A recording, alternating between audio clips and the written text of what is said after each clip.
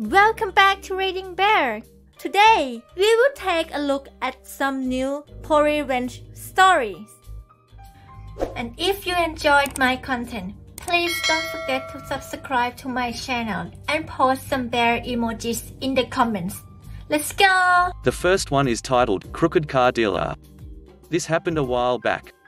I decided to get a new car.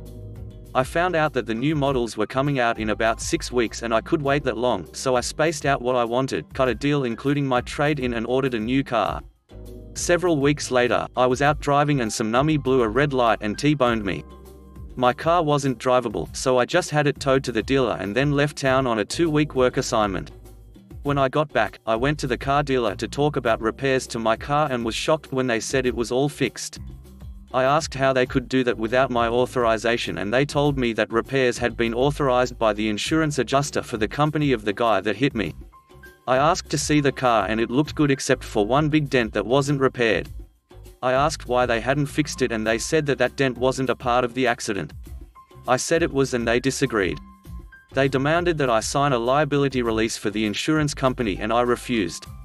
They said I only had 2 choices, sign the liability release and take the car as is or pay cash for the work they had done. I refused and they said I couldn't have my car. I went home, got my spare key, went back to the dealer, drove my car off the lot and went home. Just as I got home, I got a call from the dealer. I was expecting an upset body shop manager, but it was a cheerful salesman telling me that my new car had arrived. I drove back to the dealer, gave them the title to my old car, paid the difference and drove my new car home. A week later, the body shop manager called me and said that they had been cruising my neighborhood looking for my old car and sooner or later they would find it and tow it. He told me he had placed a mechanic's lien on the title and I wouldn't be able to sell the car without paying him. Meanwhile, the car is sitting on their used car lot. Eventually the car sold and when the buyer went to title it, he discovered that the dealership that sold him the car had a lien on the title. He sued the dealer. After that, the body shop manager called me and said, "I guess you got us." He told me that the insurance company had issued them a check payable jointly to me and the dealer and asked me to be a good guy and endorse the check and sign the liability release. I said no.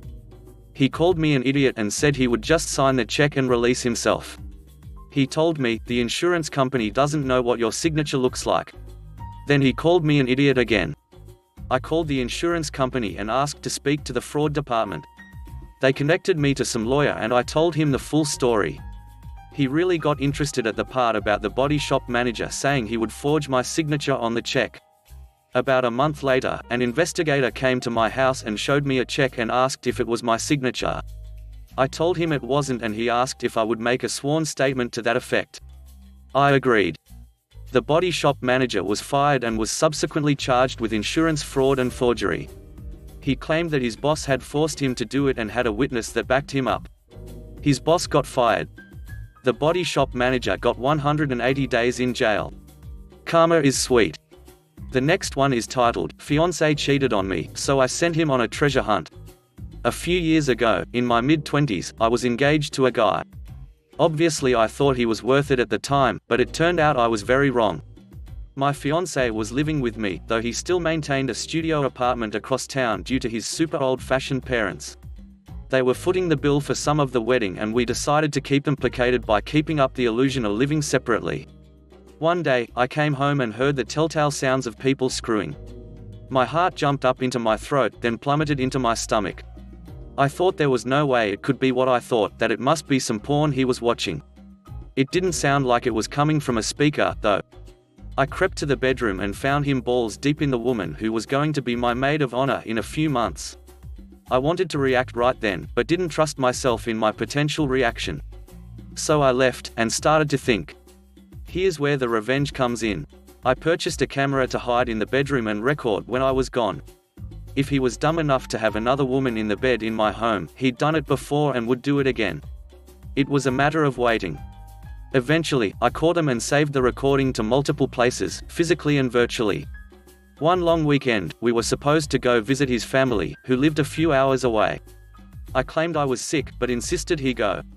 While he was gone, I boxed up everything of his that was at my place, which was most of what he owned, and brought it to a storage unit about an hour from where we lived, in an area that had a couple dozen storage facilities. I then put the key for the storage locker in a lockbox in another storage unit. In a town an hour in the opposite direction from the starting point, or 2 hours from where his stuff was stored. I paid 4 months in advance for each, in cash. I used different names and each location. I also ground off any identifying marks on the keys that would let him know what brand locks were used. That done, I changed the locks on my place and printed a photo of him screwing my former friend in the box with it. In case that wasn't enough, I included a cheap USB drive with the video on it. I also put a note, saying, "Good luck finding your things. Finding the lock that this key fits is the first step." As a final burn, I sent a copy of the video to everyone we knew, including his family. The next one is titled, "Threaten My Pregnant Wife Over Parking? Enjoy your misdemeanor. Hoa Bully." This was last year. I just sold my home in my Hoa. About 5 years ago I bought a 1,500 square feet townhome condo in an up-and-coming town, right in the downtown area. This is a valuable property with home prices having increased 35% since I purchased. This was a wonderful area in walking distance of everything I loved as a single bachelor. When I moved in, all my neighbors were wonderful. We all got along great except for one person. She belonged to the Hoa board but was moving on because you can only serve 8 years. We'll call her Gimpy J. Gimpy J is a 65-plus-year-old widow whose husband died unexpectedly from a heart attack. She doesn't have much to do. She met a man online and moved on, and I was happy for her. Talking to my passive neighbors, I hear bits and pieces of why things are at the Hoa because of Gimpy J and another woman who had to move because of age. On the board, the two of them bully residents. They change the landscaping from mulch to pine needles. They stop upkeep on the pool deck because they hate kids. They reported one house for anything and everything because their kids were too loud. She bullied a woman with MS because Gimpy J was feeding feral cats and attracting raccoons and possums near our homes, and animal control was called. Residents did not like her. I got married and wife has been living with me for 2 years now. At this point, we are very happy. During this time, Gimpy J began spending more and more time with her new boyfriend. He lives about an hour away from our house in the country. She would initially spend the weekend, then a week there, until she began living there all the time with very little time spent here. Maybe 15 minutes to 2 hours a month would be at our complex. Now at our complex there is only one rule on parking: each resident is entitled to 2 spots close to their building, but not necessarily in front of your unit, and there is no limit to parking spots you may occupy. Close to it is the key word. We have new folks on the board who are all under 40 years of age, and the place is starting to get spruced up. We have some friends over regularly and they park in front of our unit. Gimpy J had 2 hip replacements done and we had not seen her in about 7 months. In our little area of the complex consists of 8 townhomes that face each other, 4 on one side, 4 on the other.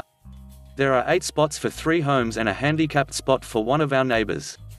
Gimpy J started coming back around in January for longer periods, a day on the weekend to go out downtown or to visit friends. She started complaining that we were in her spots. Again, there are no assigned spots. We were willing to move our friends' vehicles for her to another empty spot, that is until she started occupying 2 spots at a time with her vehicle. This behavior continued as she would come in taking 2 spots anytime she was here. The rules in the master deed says no vehicle can take more than 1 spot without written permission from the board of directors or property management group, and cannot continue for more than 2 days with permission. This was to account for residents moving in and out. Suddenly that spring my wife had a medical issue and was hospitalized for 4 days and on disability for 8 weeks. My mum was the only family member on both sides that had the capability of coming down to where we live to help us out. She drove down and we needed to occupy 3 spots. I promptly let our property management company know and the board of directors know what was happening, providing them with my mum's make, model, and plate number, and that she would be here 6 to 8 weeks, just in case anyone had an issue. Gimpy J's first time home in 6 weeks, we had a car in front of her house but she had room for her vehicle. She marched over and banged, and I mean it was loud, on the door demanding we move the car, and tried to open my front door and walk in my home. Yes, she tried to enter my home. It shook my dog who peed herself, it was that loud, who in turn growled and chased her out. I promptly told her there was no assigned parking and the rule is 1 car 1 spot. We would moved a car out of respect one last time and saw she occupied 2 spots with it per usual. The next time it happened, 2 weeks later, we refused to move our vehicle. We also began taking pictures for our records and communicating with our HOA of Gimpy J's erratic behavior. She continued to arrive, bang on our door, scream at us for having a car parked in her spot. One time banging on the door, she dented the frame with her keys. A few additional times when we were not home she would come in and park occupying 2 spots. I would take more pictures, for my records in case something happened because of her erratic behavior. Finally it happened. About this time last year, I was at the gym and I get a call from my mum and my wife, frantic that someone is going to tow my wife's car. I drive home as fast as I can and it's Gimpy J's boyfriend's son and his girlfriend, whom we have never met. This jackass, who doesn't live here and has no business here, is screaming at us and insulting my pregnant wife and mother. My mother-in-law pays $XXX a month for these spots. Why oh you idiots are breaking the rules. I'm a tow that their SUV. All while drinking beer.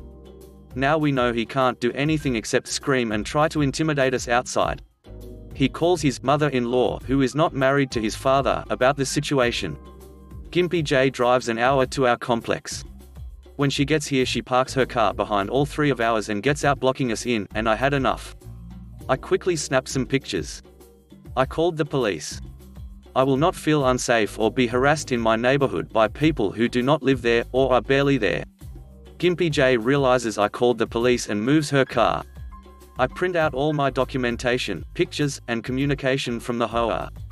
I shower quickly because I'm disgusting from the gym and throw on a nice polo shirt and shorts. Pregnant wife sits in her rocking chair and my mother sits calmly at the kitchen table. The police arrive and we can see them hollering, waving arms widely, and screaming. The police come to the door and we kindly open up. Gimpy J tries to walk in before I block her and ask her to leave my property and invite the police officers inside. We apologize that we even have to call them over something so petty, but our neighbor is acting crazy and her behavior has been escalating. We explain what is happening, show them communication from the HOA, and show them pictures. The officer quickly had enough of these white trash pieces of crap. He imposes a no trespass order on my porch and will not let her near my property. If she steps foot on our walkway she is in violation of the order and she will be arrested. We watch him go back out and explain calmly to her and she starts screaming along with her boyfriend's kid and his girlfriend. This goes on for a while and the officer calls for backup and a second car arrives promptly. Gimpy J promptly declares it's her property too, she pays her fees and that he can't do that because everything is community property outside of a home. She goes and marches up to my stoop and he arrests her. Charges her with disorderly conduct and harassment. The police then tell Gimpy J's boyfriend's son to go home. He gets in his truck with his white trash girlfriend and they drive off. As soon as he hits the road outside of our complex, the second police officer pulls him over, for DUI. That's right, the drunken guy screaming at my wife and mother had been drinking the entire time and was loaded. Police couldn't do anything in the complex, but could when he hit the main road. Both of them were hauled off the jail and we stopped hearing from them about parking.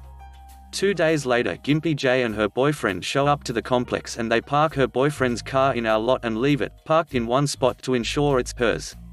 Well, they drive off and we don't hear from them in a week and no one is home. Since Gimpy J's boyfriend does not live here and his car is abandoned, I called the HOA to report it. They came and towed his SUV. Gimpy J put her house on the market 8 weeks later. Duck HOAs. The last one is entitled Driver Gets Exactly What She Deserves. I live in this upper-class liberal town in Ohio called Bexley. Everyone in this town acts like complete self-righteous, narcissistic, entitled boneheads and feel that their crap smells better than everyone else's. People buy their kids new luxury cars when they hit 16. My neighbor got a brand new BMW for passing her driving exam. It sounds absurd, but it's just how Bexley is. One other thing about Bexley is that people from Bexley drive like the road is their private racetrack. They blow through stop signs, turn left on red, and park wherever their car can fit. I am one of the few kids in Bexley who works a job to pay for his own college, small rent to live at home. I'm 20, and 18 was the limit for my parents' car, and car insurance. I am grateful that my parents pay for my home food, heat and AC, electricity, phone bill, etc. I get about 5 hours of sleep a night. So one day about a month ago, I decide to grab some sushi after the morning shift at work. This sushi place is right by a small private college within Bexley, called Capsule University. I pull into the lot to find one empty space and I pull in. I get out, go into the sushi joint and spend maybe a half an hour there. After a great lunch, I go back to see my car is blocked into the space by a huge grey GMC Yukon. I was blocked in the spot, as the parking spaces have those concrete bumps in front to separate the spots. I took a picture of the license plate just for reference. Well, I just waited patiently for the car owner to show back up, because maybe there were no spots to park in at the time, and my car just happened to be the one, as well as two other cars next to mine, of course. About 10 minutes later, a woman, maybe 35 years old, shows up and sees me in my car listening to music. She knocks on my window and tells me that I need to turn my music down and that we college kids are ruining her city. First of all, I go to Ohio State, and not Capitol. I look at her blankly, as my music isn't that loud, and I'm wondering how she assumes I go to Capitol. She yells in my face, "Wake up, you spoiled brat." Now I had no clue who this crazy woman was, and I just turn my music off and shut the window and continue waiting for the car owner to move their car. Well, the woman pulls keys out of her purse and hops in her gargantuan GMC Yukon, and screeches away, spattering mud on my car, which I paid for, and pay to clean. I was the brat? This woman has the audacity to seal 3 cars in and complain that my music is too loud. I was 15 minutes late back to work that day. I am never late. This was the first time I was late to work, and I hope it was the last. I swore that if I ever saw her again, I would do to her what she had done to me. Well, fast forward a month later to what is today. I decide to grab some sushi after taking an exam, and went to the same sushi place, in the same parking lot, to see the same grey GMC Yukon taking up both of the last 2 spots in the lot. I am on cloud 9 at this moment, and park right next to the driver's side of her car, making sure I was in a spot, and that she couldn't get into her car. There was about 5 inches between my passenger door and her driver door. I leave my car, grab sushi to go, and patiently sit in my car. Well, what do you know, about 15 minutes later, the woman walks up to her double-parked car to see that I had sealed her in. I hear her yelling that she is going to sue the person who did this. She sees me listening to music in the car that is blocking her from leaving. She approaches my car and demands I move. I tell her, "You got into the spot, you can get out of the spot." She threatens to call the cops, and I just laugh. I know the laws, and even have a thin blue line flag bumper sticker on my car. She calls the cops, and within 1 minute, a cop shows up. I get out of my car and the woman starts yelling at the cop about how I had sealed her in. I told the cop I was trying to park within the space. The cop looks at her car, and then looks at mine, and looks so disappointed after. The officer says to the woman to be happy I didn't have her car towed.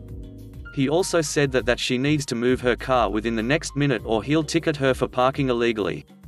Angrily, the woman climbs in her passenger door and is struggling to reach the driver's side. She is throwing garbage out of her car in a fit, gets in, and moves her car over to drive. The cop knocks on her window and orders her to pick up her trash. She says to him, "Well, isn't that what garbage men do?" I am trying so hard to keep a straight face, but I just start laughing my ass off because of her stupid remark. At this point the woman looks at me, and it seems she finally remembered who I was. Looking very upset, she sighs, gets out of her car, picks up her trash, and gets back into her car. The cop gets back into his car, and tries to pull away, as the woman jerks her car out of the spot, nearly hitting the cop car, and speeds to the end of the lot, where she stops at the red light. The woman, forgetting that she isn't the queen of the world, and speeding is illegal, immediately gets pulled over. This lot is about 40 feet wide, and the woman is about 20 feet from me, so I can hear her. She starts yelling to the cop, "Reckless driving," and I know exactly what is going on. I get back in my car, turn the music back on, and start thanking heaven for giving me this satisfaction. I pull away from the lot to have the greatest sense of fulfillment I have ever had in my life. Thanks for listening.